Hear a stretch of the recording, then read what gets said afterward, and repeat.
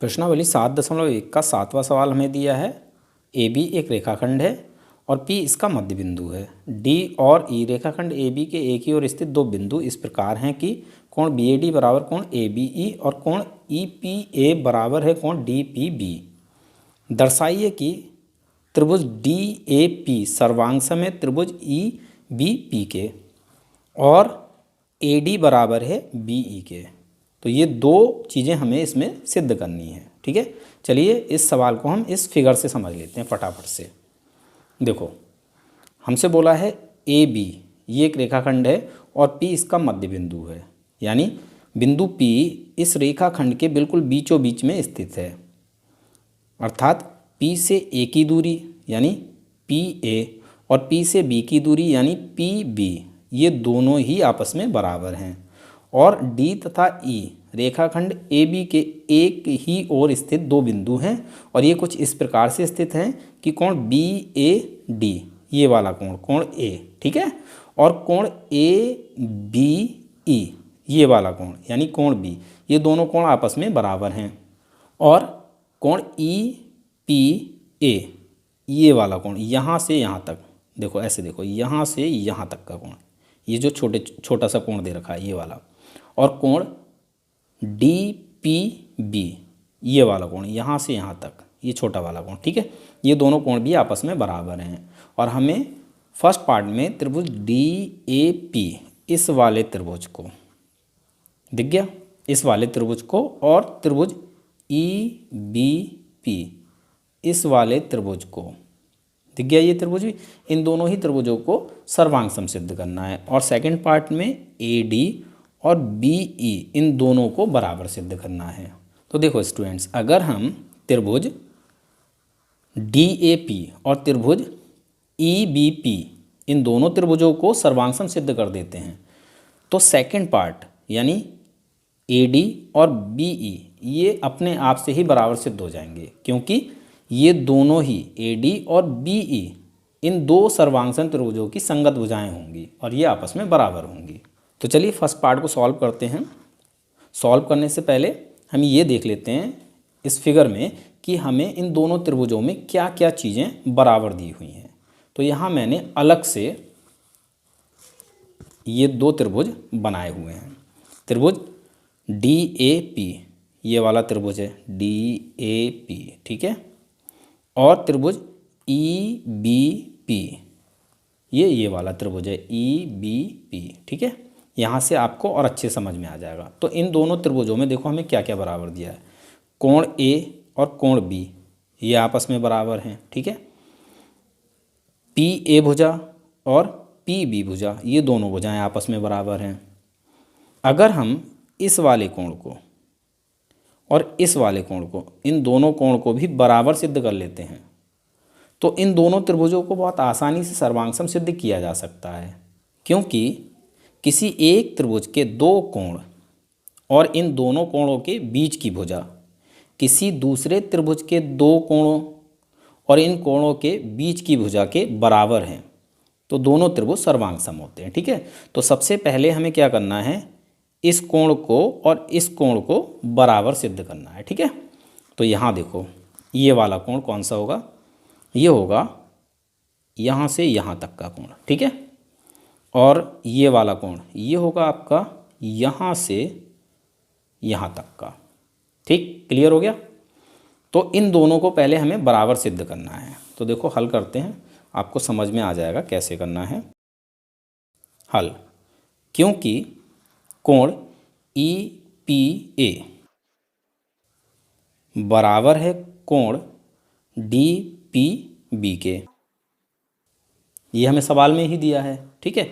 अब देखो अगर हम इन दोनों कोणों में, इसमें यहाँ से यहाँ तक का जो कोण है ई पी ए, ठीक है, इस कोण में और इस कोण में यानी कोण डी पी बी में अगर ये भाग जोड़ लें तो ये पूरे पूरे कोण हो जाएंगे। पूरे पूरे का मतलब इस तरह से ये पूरा कोण हो जाएगा D P A, D P A, ठीक है। इतना भाग जोड़ने से ये पहले से ही हमारे पास बराबर दोनों ओर का, इतना भाग और जोड़ लेते हैं इस वाले में, तो ये यहाँ से यहाँ तक का हो जाएगा। ये हो जाएगा कोण DPA, ठीक है। और इसी प्रकार से इस वाले कोण में अगर हम ये भाग जोड़ लेंगे तो ये यहाँ से यहाँ तक हो जाएगा, यानी कोण EPB, EPB, ठीक है। तो हम क्या करेंगे, दोनों ही ओर ये सेम चीज़ को प्लस करेंगे, यानी कोण DPE को, ठीक है। इसीलिए कोण EPE प्लस कोण DPE, हमने क्या किया है, इस वाले कोण को प्लस किया है इस वाले कोण में, ठीक है। इसी प्रकार से हमें इसमें भी यही चीज़ प्लस कर लेनी है। हमने क्या किया है, DPB इस वाले कोण में DPE इस वाले कोण को प्लस किया है, ठीक है। अब देखिए कोण EPA और कोण DPB ये पहले से ही बराबर हैं हमारे, ठीक है। और इन बराबर कोणों में हमने क्या जोड़ा है भाई, सेम चीज़ जोड़ी है दोनों तरफ। इधर भी हमने कोण DPE जोड़ा है और इधर भी हमने कोण DPE जोड़ा है। तो बराबर कोणों में सेम चीज़ें जोड़ी गई हैं तो ये बराबर ही रहेंगे, ठीक है। तो अब देखिए कोण EPA प्लस कोण DPE, कोण EPA ये वाला और प्लस DPE ये वाला, तो ये पूरा क्या हो जाएगा, DPA। इन दोनों को जोड़कर ये कोण हो जाएगा DPA बराबर। इसी प्रकार से इन दोनों को जोड़कर हो जाएगा EPB, ठीक है। तो यहाँ हमने क्या किया, कोण DPA और कोण EPB इन दोनों कोणों को भी बराबर सिद्ध कर लिया है, ठीक है। और इसको बोल देते हैं समीकरण फर्स्ट। अब हमें इन दोनों ही त्रिभुजों में जो जो चीज़ें बराबर दे रखी हैं उनको लिख लेना है। त्रिभुज DAP तथा त्रिभुज EBP में इन दोनों में क्या क्या बराबर है, तो देखो कोण A और कोण B ये आपस में बराबर हैं, तो लिखेंगे कोण A बराबर कोण B। ये हमें पहले से ही सवाल में दिया हुआ है, तो यहाँ लिख लेते हैं दिया है, क्लियर। कोण A त्रिभुज DAP का कोण है और कोण B त्रिभुज EBP का कोण है, ठीक है। और PA और PB ये आपस में बराबर हैं, क्यों, क्योंकि P रेखाखंड AB का मध्य बिंदु है, तो ये दोनों बराबर हो जाएंगे।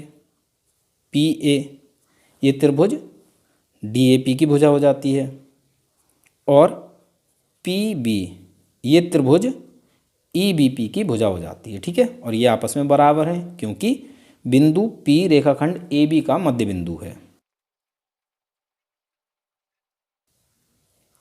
बिंदु P रेखाखंड AB का मध्य बिंदु है, इसलिए ये दोनों बराबर हैं। और इसके अलावा हमने इन दोनों ही त्रिभुजों के ये दो कोण भी बराबर सिद्ध कर लिए हैं। कोण DPA बराबर कोण EPB, ये है हमारा समीकरण फर्स्ट से, ठीक। अब हमें इन दोनों त्रिभुजों के ये तीन भाग आपस में बराबर मिल गए हैं। ये दोनों कोण हैं यानी एंगल्स हैं, ये दोनों भुजाएं हैं यानी साइड्स हैं, ये दोनों कोण हैं यानी एंगल्स हैं। तो यहाँ से हमें त्रिभुजों की सर्वांग समता का कौन सा नियम मिला है, कोण भुजा कोण यानी एंगल साइड एंगल, ठीक है। किसी एक त्रिभुज के दो कोण और उनके बीच की भुजा किसी दूसरे त्रिभुज के दो कोणों और बीच की भुजा के बराबर होते हैं तो त्रिभुज सर्वांग सम होते हैं। यही हमने यहाँ पर इन दोनों त्रिभुजों में सिद्ध किया है। भाई ये दोनों कोण दोनों त्रिभुजों को और इनके बीच की भुजाएं आपस में बराबर हमें मिल गई हैं, तो ये दोनों त्रिभुज सर्वांग सम हो जाते हैं। तो हमें लिखना है, अतः ASA नियम से, A यानी एंगल, S यानी साइड, A यानी एंगल, एंगल साइड एंगल, कोण भुजा कोण नियम से त्रिभुज